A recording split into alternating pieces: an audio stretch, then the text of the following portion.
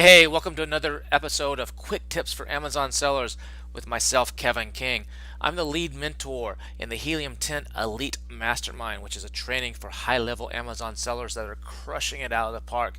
And I also teach brand new sellers and people who just started or maybe a little lost or confused in the Freedom Ticket from A to Z, how to sell on Amazon every week. I have a live Q&A where I answer their questions and everything. It's really, really cool. But today I've got a really cool tip for you that I'm going to share with you. But first, just recently, I was in China at the Canton Fair in Guangzhou doing some sourcing, and my wife was there with me, and it happened to be my birthday. So she surprised me at this bar herself and some friends set up a little some decorations. The window there had a cake and everything for me. Maybe wear a little crown because I guess I'm the king. I was taking a look there at the cake and trying something. But look at this. My wife decided to splash my face with the cake. She took a piece of the cake and just splashed it in my face. If I ever did that to her, I would probably be in the doghouse for the next month. Got all over my shirt and everything. It's just crazy. But it was a lot of fun, a lot of cool people, and thanks for that. I love my wife and I love my friends there for setting that up. It was really, really cool. But today, the tip I want to show you is about pesky hijackers. Pesky hijackers. You see this sometimes. They jump on your listing, and maybe it's a counterfeit problem, or maybe they've copied your product or whatever. There's somebody else in the buy box. The advantage of being a private label seller is you should own the buy box 99 or 100% of the time. Occasionally Amazon might sneak in there with a warehouse deal or something, but you should own that most of the time. But when you get these guys on your listing, what do you do? What's some ways to get rid of them? Well, the number one way is you got to get brand registered. I don't know how many of my students or how many sellers I talk about that have been selling for 2 months or 5 months or 10 months and they haven't gotten a trademark on their brand. Even if you're just starting, pick a brand. It doesn't matter. You can change it later, get another one later, but pick something, at least your company name. And get that trademark process going because it takes a while. On Amazon, when you get a trademark, there's two types. You can get a text-based one, which is just a spelling out of the words, like Amazon, or you can get an image-based one, which is usually like a logo or some sort of design. You can do both. At a bare minimum, you need to do the text-based one. That's the one Amazon prefers, but you at a bare minimum, do the text-based one. If you want to do both, it's a little bit extra money, but do both. But you need to get a trademark in the country where you're selling to protect yourself. Not only to protect yourself legally in courts if someone does something, but to protect yourself on Amazon. It's not a foolproof way, but it's better than the alternative. So make sure you get a text-based mark, at least a text-based mark at a bare minimum. Now you need to get in these markets where Amazon sells. You can get a trademark, and these are the 12 markets that Amazon sells in that should get a trademark in if you're selling in those markets. Most of you watching this are probably selling in the United States, maybe some of them in Europe. So you need to focus on the United States. You need to do this from day one. If you haven't done it yet, what are you waiting for? Do it tomorrow. Do it tomorrow. Because once you have this, you can use the brand registry and you can go in and you can report violations. You can even search for people by photo. I have a problem with some of my listings where I spend money on my pictures and I have a model holding a mirror, a beautiful girl holding a mirror, and that's very well lit. I'll have someone from China usually come in and take that photo, Photoshop out my mirror and put their mirror in, and it's my model. Or with my exercise equipment, I have people take my images and Photoshop in their stuff. You can upload one of your images here. It will find everybody on Amazon that has similar images to you, and boom, with just a click of a button, they're getting letters from Amazon saying they're in violation of trademark. Or you can search for the brand name or product names, or if you brand named your name, if someone's using your brand name in their title or in their bullet points or their back end, you can find them, and just with a click of a button, Amazon will send out a notice to them saying, hey, you're either suspended or you're going to be suspended. You got to work this out. It's a great way to have protection. Some people abuse this. You got to be careful, but it's a great way to have protection. You got to have it. Not only does you need brand registry for this, but brand registry by having a trademark on Amazon also allows you to have EBC, the enhanced brand content. It gives you the brand analytics data. It used to be $30,000 for this data for vendors. They just opened it up for free to people that are brand registered.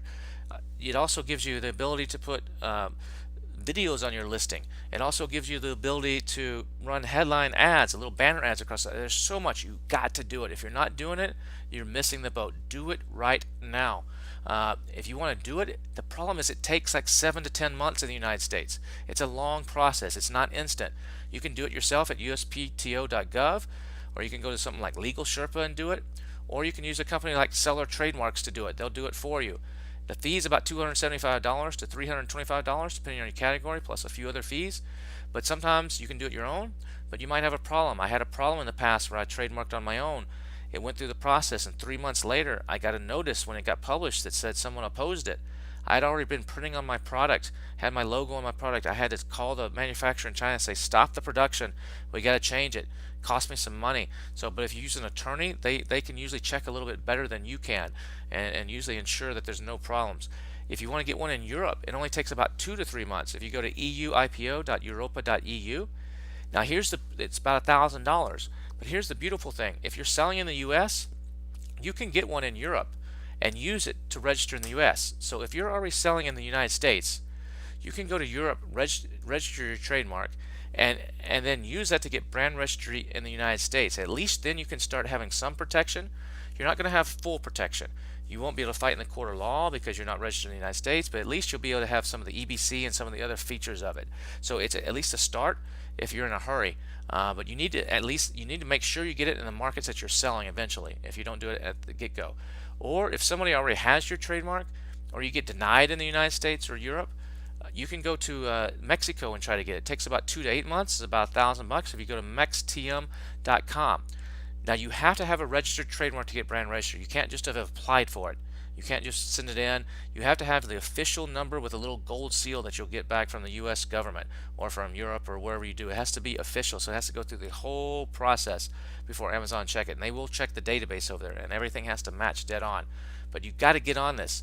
Now, what if you're waiting for your trademark and you're having a problem? Here's a way that I like to fight it. One way is Amazon has a program called Transparency. And the transparency program, for right now it's in beta, but eventually there's going to be a small fee for it. But they print unique labels. They're like serial codes. So there's like a serial number on each of these labels, and you have your manufacturer or your 3PL, or you do it.